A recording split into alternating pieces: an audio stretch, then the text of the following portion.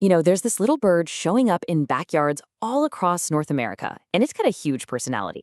We're talking about your backyard's very own punk rocker, the tufted titmouse. And believe me, its story is a wild one. So, have you ever seen this little character at your feeder? Tiny gray bird, but it's got this sharp crest that just screams punk rock attitude. Well, that's the tufted titmouse. And its story, well, it reveals a pretty surprising tale of survival and expansion that's happening literally right outside our windows. Okay, so to really understand this bird, we first got to know where it comes from. Let's start by mapping out the original titmouse kingdom. For a long, long time, the tufted titmouse was strictly a resident of the eastern United States. We're talking from southern Maine all the way down to Florida, and then stretching west over to parts of Texas, Kansas, and Nebraska. This was its undisputed territory for ages. But just being in the right state isn't enough, right? What kind of neighborhood does a titmouse actually look for? Let's take a look at their preferred real estate. And this is where you really start to see how flexible they are. On one hand, they are true forest birds. They love mature woodlands, places with big oaks and maples where they can find natural cavities for nests. But on the other hand, they've become total masters of suburban life, absolutely thriving in our backyards and parks, as long as there are some big trees and, of course, bird feeders.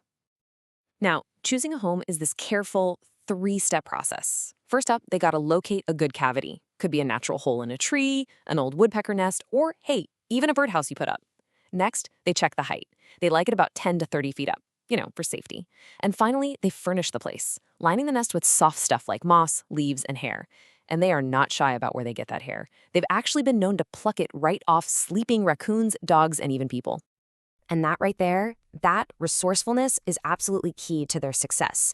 They're not just limited to trees. A titmouse that needs a home will check out fence posts, mailboxes, pretty much any nook or cranny that feels safe. It's this exact creativity that helps them thrive.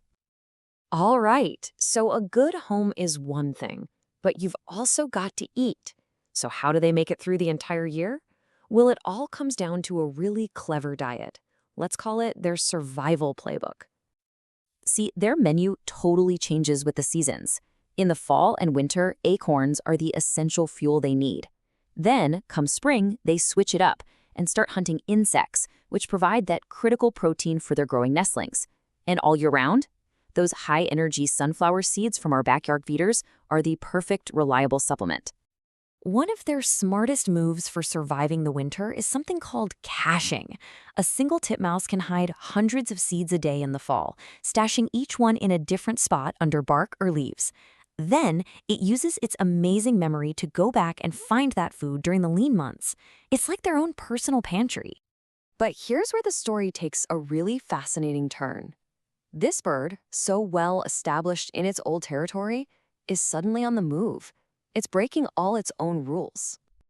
Just look at this timeline. It shows a dramatic shift. Back in the 1970s, their range was pretty much fixed. By the 2000s, you start to see this noticeable push north. And today they are thriving as year-round residents in northern New England, Michigan, and Wisconsin, places they were almost never seen before. So what's behind this incredible expansion? Well, the evidence really points to two main drivers. First, warmer winters, likely linked to climate change, mean they can survive in places that used to be way too cold. And second, the explosion of backyard bird feeders gives them a reliable, high-energy food source that helps them power through even the toughest northern winters. So when you put it all together, their flexible housing, their varied diet, their response to a changing climate, the story of the tufted titmouse is really a masterclass in adaptation. They are showing us right now in real time how a species can adjust and absolutely thrive in a world that we are rapidly changing. And this really leaves us with a powerful thought. This simple act of putting up a feeder or planting an oak tree has a real, measurable impact. The tufted titmouse proves that our own backyards are crucial ecosystems, which just makes you wonder, doesn't it? How is your backyard changing the story of nature?